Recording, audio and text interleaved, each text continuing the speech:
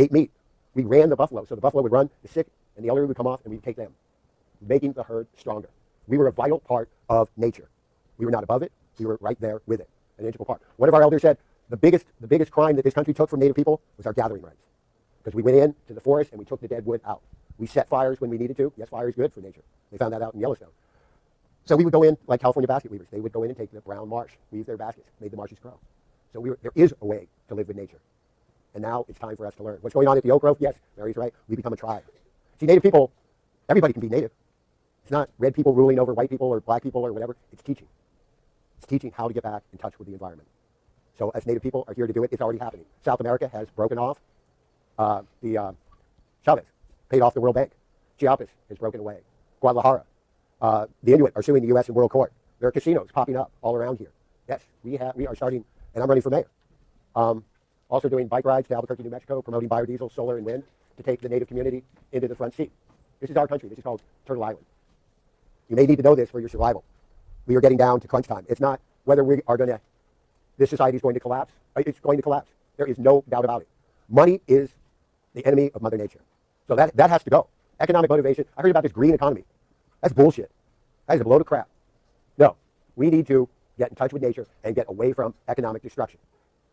Are you ready for it? There's 9 million people living in this area alone. And when corporate America takes a dive, you got 9 million people looking for food and water. Yeah. We have temperatures this last, I love looking brown. And I was out there in shorts. Yeah, I was enjoying it. But it was damn scary to be in the beginning of March and have summer weather out there. We need to wake up now. And so if you can manage to come to this tree sit, we're trying to branch it out. We are branching it out. There's student activists here who are organizing. I love them. We need to wake up now, though.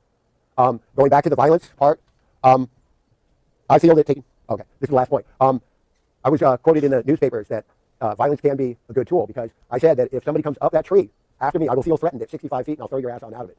I was quoted. Attack on me is an attack on my people. I'm a Native leader and elder. That has stopped this university from taking those trees. It also, when one person does an action like this, it also, if you do not agree with it, it helps you get a little bit more confidence. And I've seen it in our group. Even though they don't particularly take my point of view, they feed off it. No, wait a minute. Running Wolf is making a stand here, and he's willing to go to jail for it. Anyway, looks like it's my time. I'd like to thank you. Yeah. Coming up. Anybody?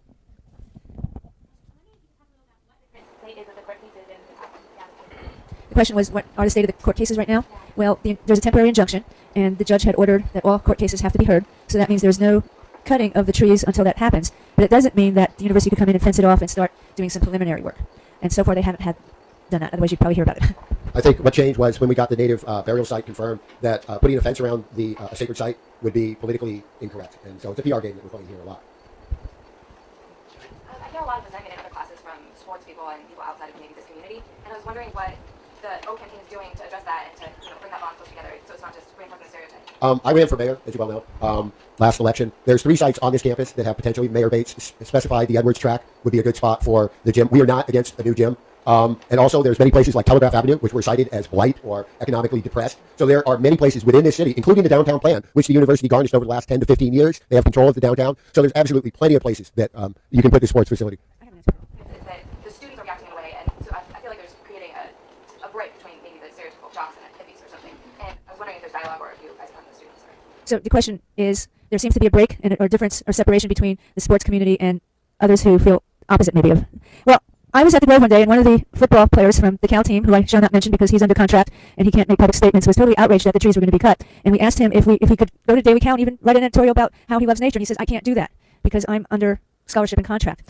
Sports fans and Cal alumni. I was at the mayor's annual Christmas gathering last December, and I had an alumni sports fan. We were talking about the Grove, and he said to me, if it means us not going to the Rose Bowl, not having a stadium, I'd rather have the trees. So what's interesting, as you know, I'm a resident of Berkeley, and what the students aren't seeing is there are laws here in Berkeley that protect these trees. We're not a bunch of hippies. I mean, if you saw all the people that participate in this, I mean, call me a hippie, fine. Well, sometimes I look like a hippie when I'm out there. And maybe they're all real hippies. I can't tell the difference. But when you're out sleeping out there or in a tree, you kind of all start looking like the same. But anyway, and there's everybody from homeless to people with PhDs and high-level jobs and political leaders and everybody in between.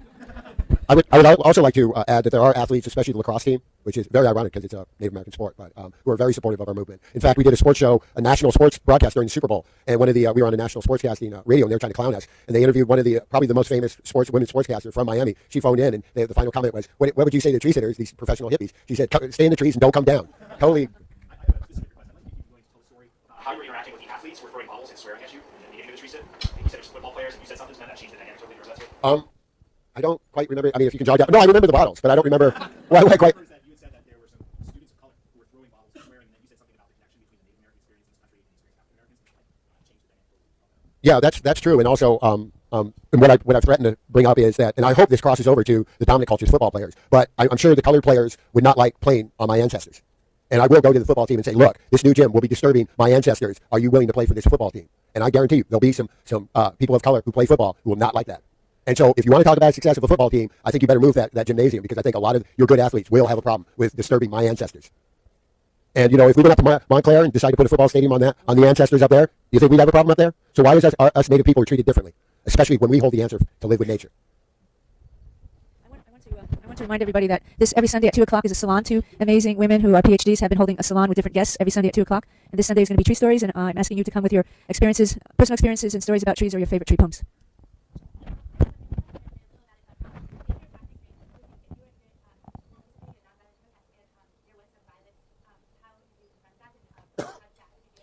I'm thinking of the question was, for those who couldn't hear, how did we deal with violence if we if we met that in a protest? I had 2 quick stories. One was in downtown Berkeley, our first Boycott the Gap protest at the Gap store when it was there. We were tying up our protest and we were chanting, and really the energy was moving. One fellow was shaking with such rage, he was ready to bash in the windows, and I had to hold him and whisper into his ear, "Brother, they're not the enemy, it's not the employees." But he was banging against the windows and they had to lock the doors. So it was pretty scary, but I just wrapped my arms around him and just tried to whisper, "This is not about them. This is not about them. I understand you're angry." And the other one was at the World Bank protest in Washington, D.C. There was, on top of the hill, it was pouring rain, and there was about 10 people sitting in meditation with ponchos, and the army and tanks and police with shields were behind a barricade, and down on the hill was the black bloc marching up, and really intense, and I said, "Oh my God, they're just going to blow it. This is not the time for that energy." So I ran down the hill, and I ran up to the fellow who looked like the leader. All I saw was his black mask and black everything. And I said, "Brother, please, this is what's happening. Explain what was going on." And he gave me the finger and called me a effing peace Nazi, and just turned around and went the other way. And I said, "Oh, now they're really angry at me now. I need to take the anger and put it somewhere else." So I ran down the hill, and I told a friend of mine to come with me. He says, "What are you going to do?" I said, "I don't know, but I got to chill them out." So I went up to him, and the same guy who gave me that, it was just such an intense gesture right in my face. And I said, "Brother, I appreciate what you're doing. You all are part of this struggle with us. And I apologize if I offended you, and I love you." And he turned around, and he came up to me, and he kissed me. And I could see his eyes, because the first time his eyes were angry, and they were like knives. And then the second time, they were just really peaceful. And he went the other way. I don't really have a example, but I have an example of my community and a historical point of view. I come from Warrior, the Plains. We did things through medicine. In other words, we would go up to solve an argument, and we would count coup. So our first action would go up to somebody's village and touch them on the back. And that meant the next time, the Creator allowed me to come into your village and touch you on the back. The next time I come, you're done. So it was a very nonviolent. You can't go through North America and find an archaeology site with 1,000 warriors in it. We didn't do that. Prior to contact, there was 100 million people plus living on this continent without jails. Yeah. So when Martin Luther King talked about the promised land going to the mountain, Christopher Columbus landed on it. That's reality. Because the biggest punishment was to be ostracized by the tribe. So you were just simply asked to leave. That was our greatest punishment. We did have one death penalty. If you touched the children wrong, we strung you up. To this day, we still not have found a cure for child molestation. It tends to ripple out.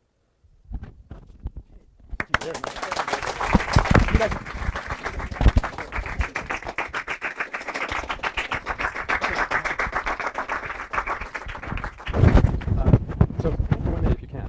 Well, this is going to sound funny, burbling through my shirt here.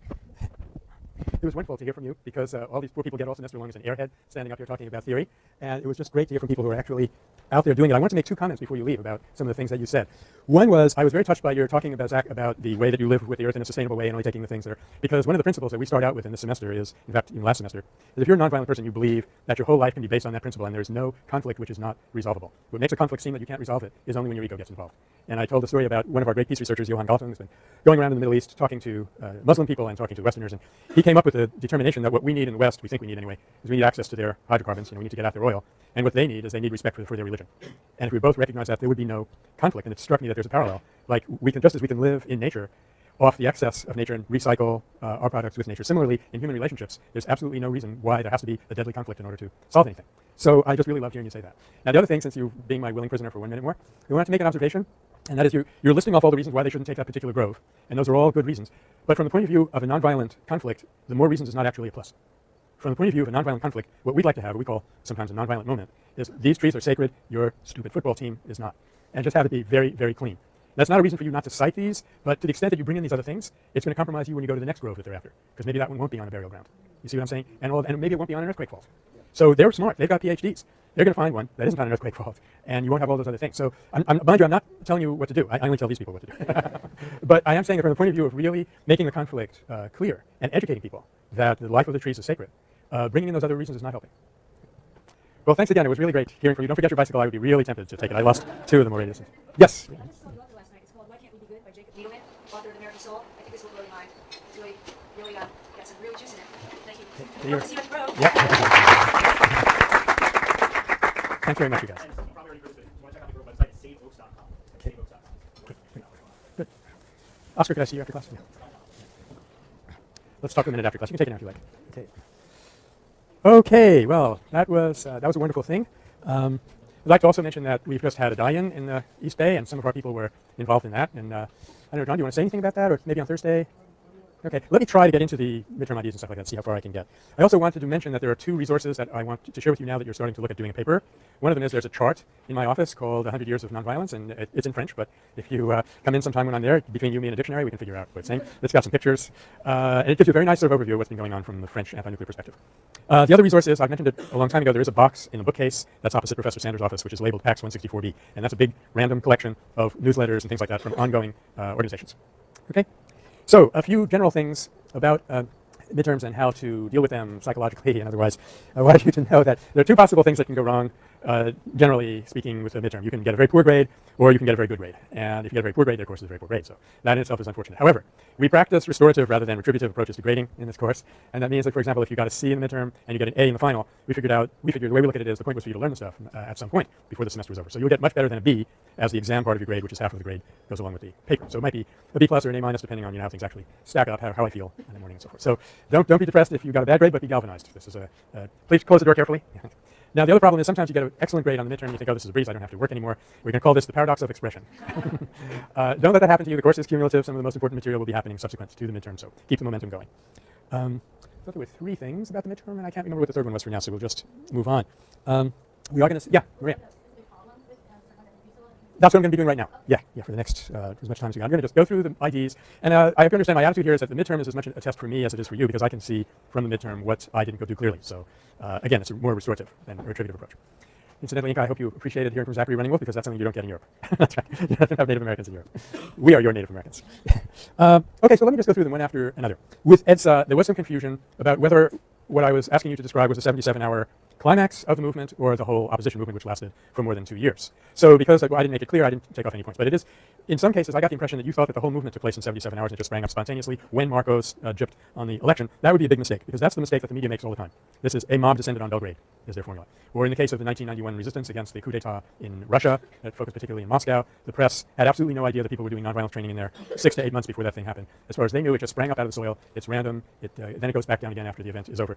This is probably one of the biggest holes in the thinking process, if that's the word we want, of the general public when it comes to nonviolence. That they think it just happens and then it goes away. They have no idea that you can do training for this and you can do organizing. And that's, of course, this is critical because remember the argument about the madman with the sword, where we have argued that under extreme circumstances, you may actually have to use lethal force.